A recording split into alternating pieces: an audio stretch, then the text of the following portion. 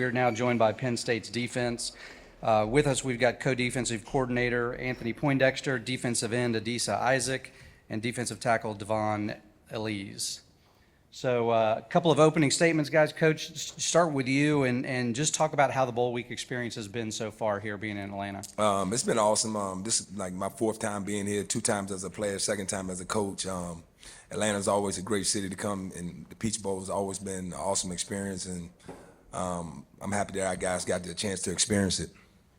Coach Poindexter, obviously, week before last, when talking about Manny Diaz, you said, coming into this game, no one can call things quite like Manny Diaz. Everyone has their own uniqueness.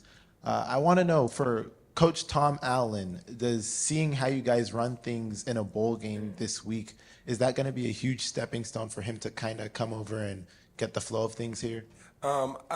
I think it's good to see how we operated before he got here. I think Coach Allen gonna have to operate the way he want to operate.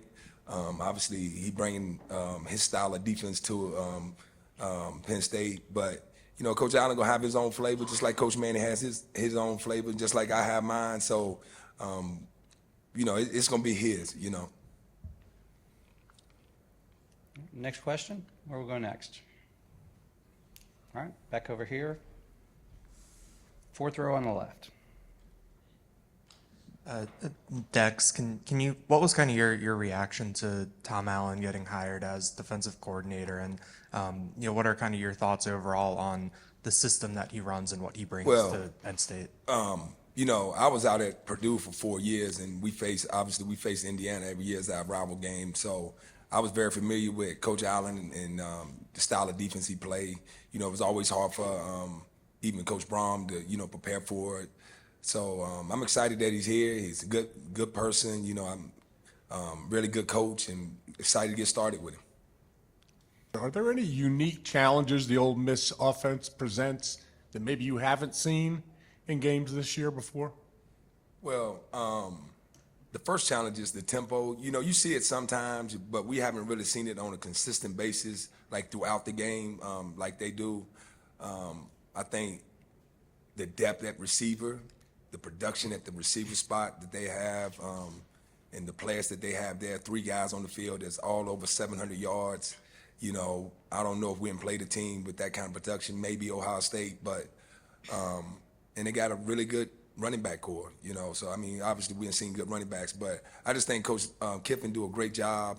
He has his guys ready to play, and with the tempo and with their scheme, they can give you some challenges. All right. We'll let them think a minute, and I've got one for you.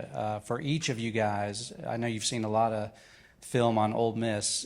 Tell us what Big Ten team does Ole Miss, are they equivalent to, do you think, that you saw this year? It's hard. Like I say, I think they got a uniqueness. We really didn't face a Big Ten team that kind of operated like they did, that they do. Like I say, I think their receiving core is very similar to Ohio State.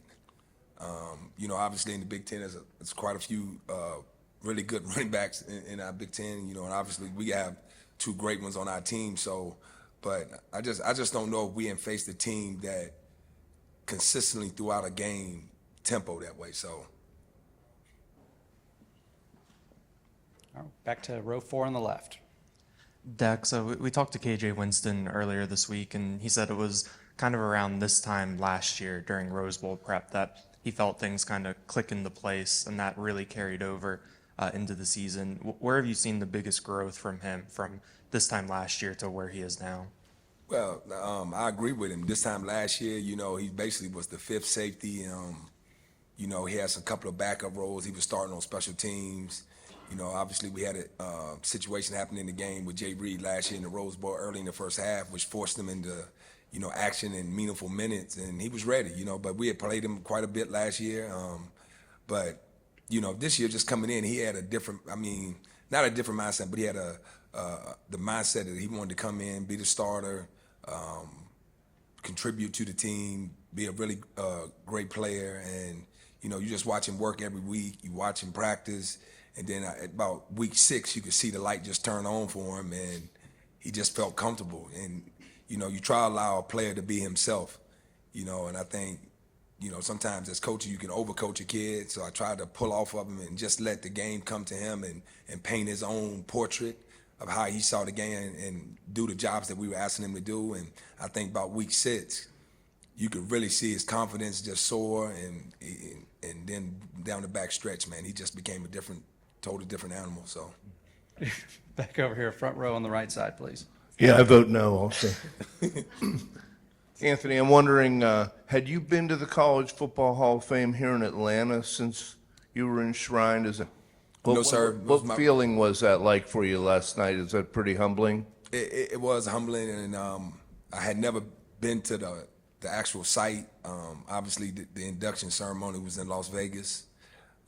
It was special because I got to go with our team, and I don't know if they really thought I could play or not. I really don't tell them so. Like, so maybe now they'll think I can play a little bit. But no, it was a humbling experience, and then to get to share with these guys made it that more special. Good morning, guys. Kyle Golick from Mike Farrell Sports. Jackson Dart's one of the top quarterbacks in the SEC, completing nearly 70% of his passes. What takeaways have you seen on film to prepare yourself against this top 25 passing attack? We didn't face some really good quarterbacks this year that had some good passing attacks. I think that, obviously they're unique in their style of how they play.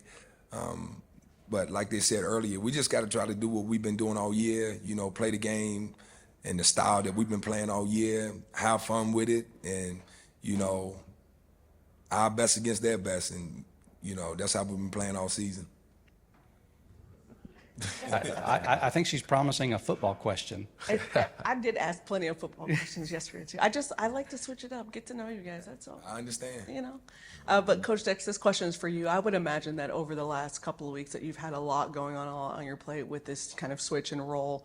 So my question to you is, what did you say to yourself in kind of the quiet moments when you had a moment to yourself to kind of keep yourself grounded? Well, I've been in this role. Actually, it happened to me the first year I was here. Obviously back at UConn, from 14 to 17, I was a coordinator. So, and as the coordinator, you don't do it all yourself anyway. We have a great staff. Obviously, the guys in that room have been awesome. Coach Smith been awesome. So, and then we have these players, man. They know our system.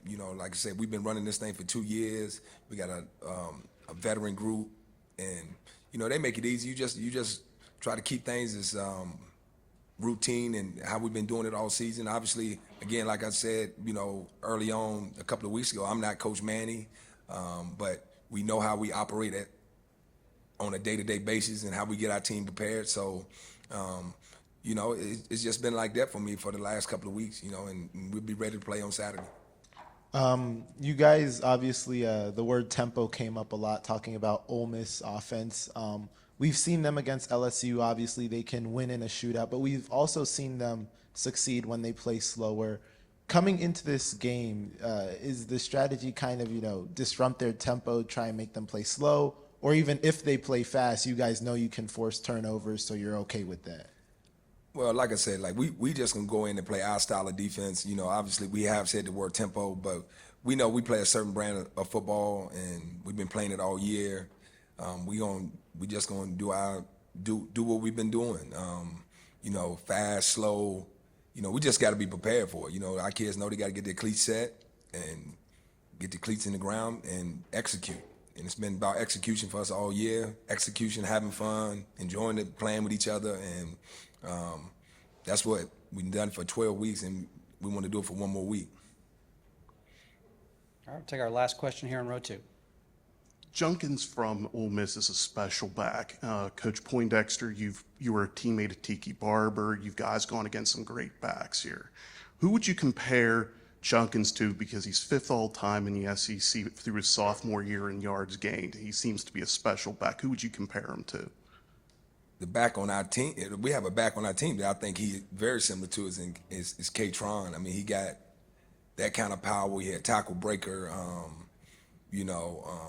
speed through the hole, and even Nick. I mean, they all bigger backs that run with power, got breakaway speed and good vision. So luckily we just face those guys each week in practice. But you know, obviously the Big Ten has a lot of backs like that. So he's special, and you know, we give him, you know, all the respect.